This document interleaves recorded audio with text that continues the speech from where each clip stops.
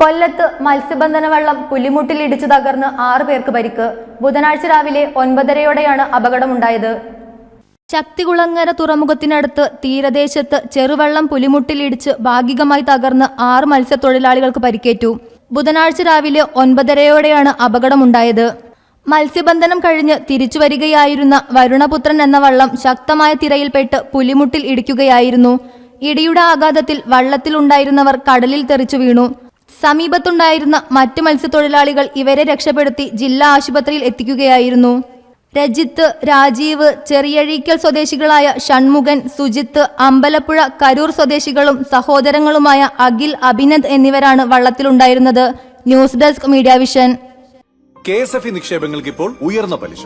സ്ഥിര നിക്ഷേപത്തിന് 1 വർഷത്തേക്ക് 8.5% പലിശ. ചിട്ടിയുടെ മേൽബാധ്യത നിക്ഷേപമാക്കിയാൽ 9% വരെ പലിശ. വന്ദനം നിക്ഷേപ പദ്ധതി 56 വയസ്സ് മുതലുള്ള മുതിർന്ന പൗരർക്ക്. പലിശ 8.75%. നിക്ഷേപിക്കുന്ന തുകയ്ക്ക് സർക്കാരിന്റെ ഗ്യാരണ്ടി. വേഗമാകട്ടെ, തൊട്ടടുത്തുള്ള KSFE ശാഖ സന്ദർശിക്കും. KSFE, ഈ നാടിന്റെ ധൈര്യം.